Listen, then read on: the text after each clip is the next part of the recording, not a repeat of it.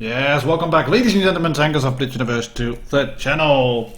My name is Martin Dogger, and before we start talking about why this game sucks, I want to talk a little bit about tank design. Because when you're designing tanks, and especially engineers as they have been designing tanks throughout the ages, well, not ages, just one age, but as they have been designing tanks, they had to keep things balanced. There is a thin balance, a holy trinity of three things that you have to consider when you're designing a tank. And those three are armor, mobility, and firepower. And as it is, as tanks go, you can't really have all three of them. It is hard to get a tank that has mobility and really good firepower, as in having a big gun and having great armor. It just doesn't work. Because when you slap on a lot of armor, that's going to weigh the tank down, and you have to fit in the bigger engine, then you have to do compromises to your armor maybe, because the bigger the engine gets, the bigger the tank gets, it doesn't quite work. You can't transport it, you can't let it cross bridges. Your railway system is going to be have to face off with tanks that are just too big to fit on train cars. When the Americans designed the T-95, which is the T-95 in Blitz, and also the T-28. The T-28 is a bit of a strange tank in World of Tanks Blitz. It's not real. It is the T-95 with its transport tracks taken off, and then some added frontal armor in a transmission plate. It looks stupid. The T-95 and T-9, that's a regular tank. But that one was slow. It lacked the mobility. It had great armor. It had a brilliant big gun, but it lacks mobility. And to transport it, it had to take the outer set of tracks off. Same goes for the German Tiger. The Tiger 1, they were incapable of transporting that tank over the regular railroad system. They had special tracks to transport the tank on railway cars. But there's a few exceptions when it comes to the holy trinity of armor, mobility, and a gun. And one of them is, I think, this tank, the LTTP. It was even more broken before. It had the mobility, it had a really good gun, a T-43 gun, and it had quite some frontal armor as well. And as you can see, it's angled, it has a rounded front plate, and Angry Bird is going to use it to full effect here, because it is a 2 versus 4 at the moment. And this tank, it is blessed with mobility. It's not 1 versus 4, it's blessed with mobility and some crazy gun handling as well. And what he's going to do is show you how to play this tank, and he's going to make a few mistakes in the end as well. Because the LTTP has got mobility in abundance, as you can see, in spades. It's just volumes of mobility, loads of it. He's going to spot the KV3 here. And I think he should have taken a bit of a wider route, basically, through the train tracks, through the railway cars, because he's getting spotted by this WZ1131 GFT. Gets a bullshit hit on the T-29. It wasn't even fully aimed, just autolock, boop, went in. And then this shot, there we go, autolock, boop, went in. It hits on the gun mantlet, so it doesn't penetrate. And if you had taken a little bit more time to kill the WZ113, what is it, 111, the Tier-6 tank destroyer, and also this shot. He locked on and fired that one on the move, but his luck kind of wore out, so he now can kill it. It's a 131G. He now can kill that tank, and then he's going to try a shot on the cupola with HE of the T-29. It's never going to work, but he gets the next shot in, bounces that one, but then he's going to clear this KV3. And as said, he should have done some things a bit differently. He knows there's one tank on the cap that has now left. There's a T-43. That shot is going to bounce.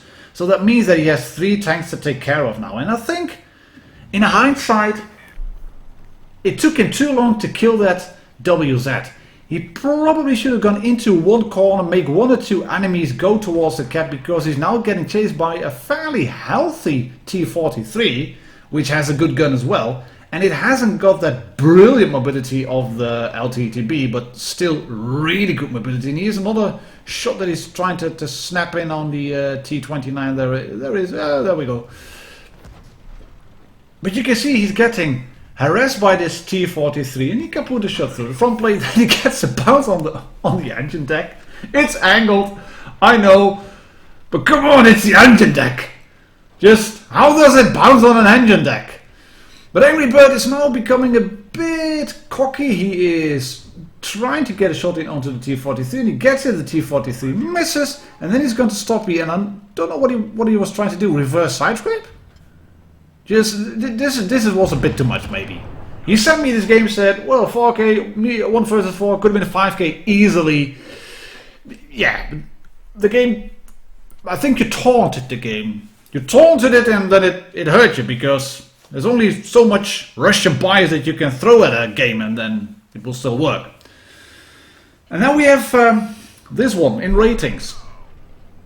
As you can see, Pantera 44, P44 Pantera, Kun Magoo 2Z from the WoW clan, and he's driving that tier 8 auto reloading tank. Quite a good one, not as good I think as the Progetto, although on stats this one has the edge. I think the Progetto 46 is just a little bit better with the rounded shapes on the hull. It's a bit more troll, even if it has less DPM, and the overall statistics speak in favor of the P44 Pantera. But I think the Progetto is just a little bit better.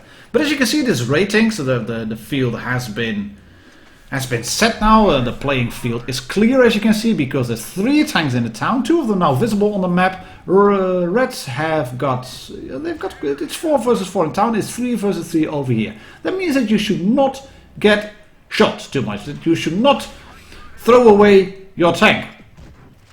And Kuhn clears the Waffle Tractor, and he is really taking the time to reload 2 shells. 1, 2, 3, wait a second, yes, there he goes, 1 shot into the Predator. And as I said, do not throw away your tank, but this ISU didn't quite get the message, because he does shoot the Predator, and he's now getting shot by the other Predator. And yeah, you have a big gun.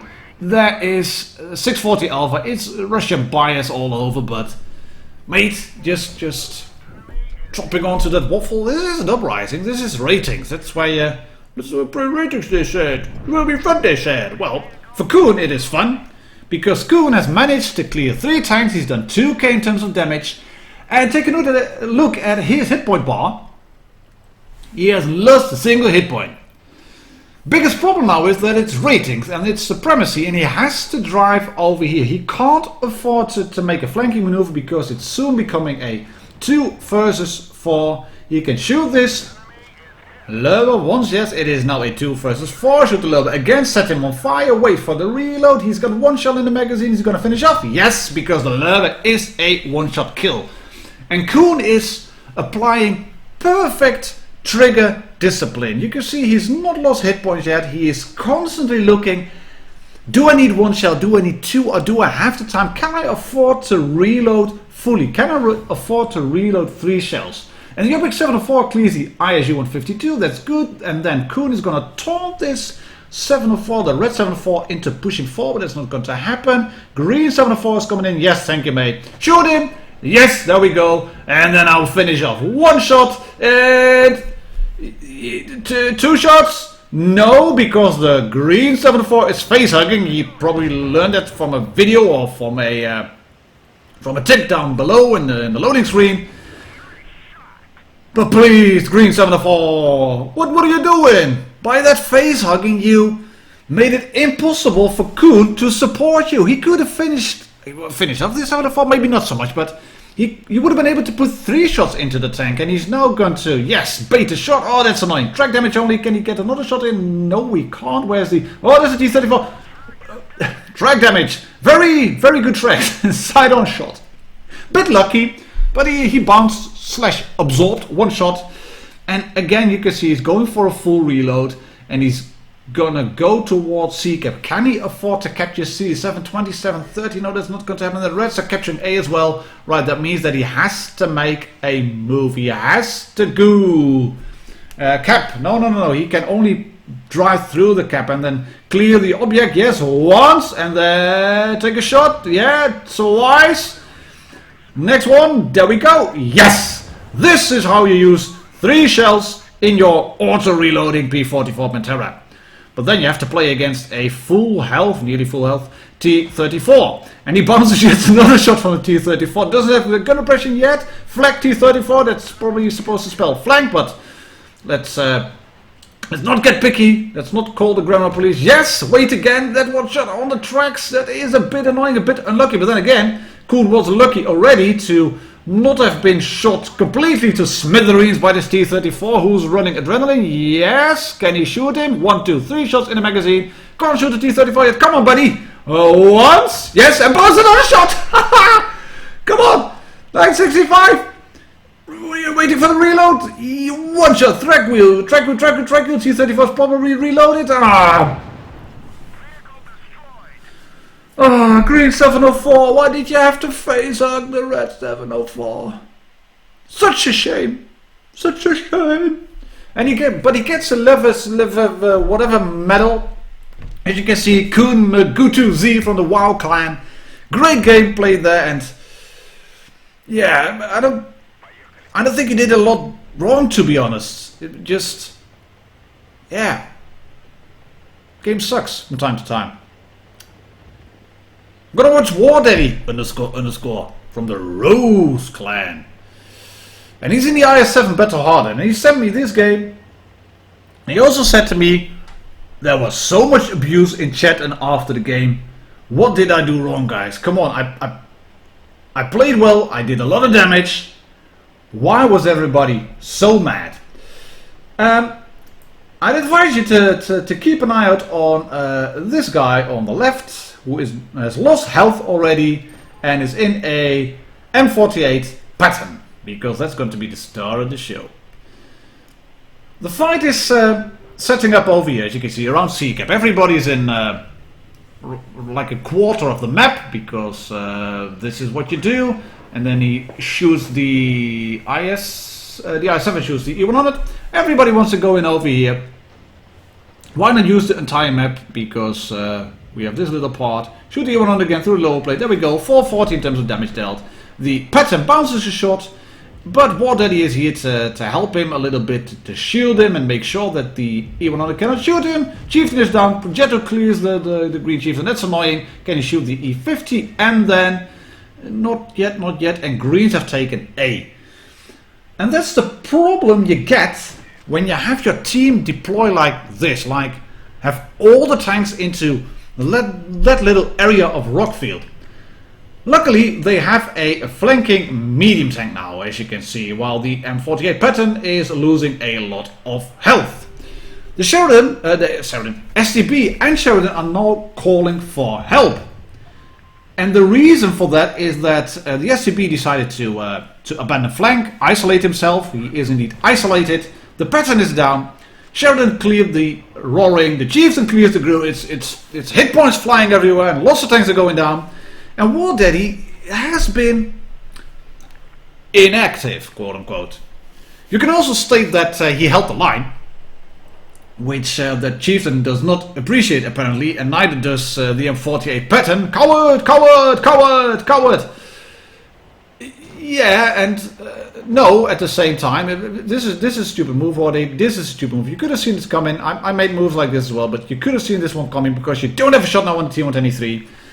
But GAY pattern, we can ask the same question. Why did you push into that corner down below and then below an E100 and below the gun of an E50M, getting yourself completely pinned down? Just why? I mean, War Daddy hasn't done a lot of damage yet. It's going to change. He hasn't done a lot of damage yet because he wasn't in the thick of it, but he's been playing conservatively. And we're 3 minutes into the game, and this is a tier 10 game, full tier 10, and there's only 5 tanks left so far. And that's just annoying. Can you shoot him with HE? HE? Oh, that's a good shot, but HE up the ass would have done it as well. But you can see that Reds have it all now. They have map control, they have strength in numbers, they have bases in possession, and War Daddy is now going to farm the damage. And as I was watching this game, I was thinking, what should he have done differently? Did he push too late? Did he have to go forward onto that E100. I mean, he's in a perfect position here. He's side-scraping off that rock. It's now 1 versus 3. And he's in an IS-7, he's full health, and it's a Russian tank, so he could maybe just pull off a Kolobanovs right through the lower plate. That is a good shot on the Jagdpanzer E100. Full HP, coward, says Supercorn in the Sheridan. Yeah, well, yes, and no. Because War Daddy has the hit points now to take a few hits. And you can see what he's doing. He's bounced a shot from that E5. He knows the E5 is on the reloader, so he doesn't quite care about the projectile at the back. Now that the projectile has bounced again, he's turning around because he has to crest that hill on towards the T-125, and that would mean that he would probably be shot. He's just doing everything right here. Shoot the projectile, there we go. 5.5k damage, block a little bit, tank on fire, modules, I don't know, 5,604. And as said, tell me if you think he should have pushed onto that E100. Maybe this little move, if he had backed up, then he would have been able to wedge his tank behind the T125. But he's trying to do everything right here, and then he gets blown up. I mean, he's done 6k damage of about, I don't know, 3k in the end. But still, Sheridan, Patton, especially Patton, take a look at the team list. 313. Yeah. If you had stayed alive just a little bit more, just a little longer, if you had done one more shot of damage, then you would have won this game. But now you didn't. The game sucks.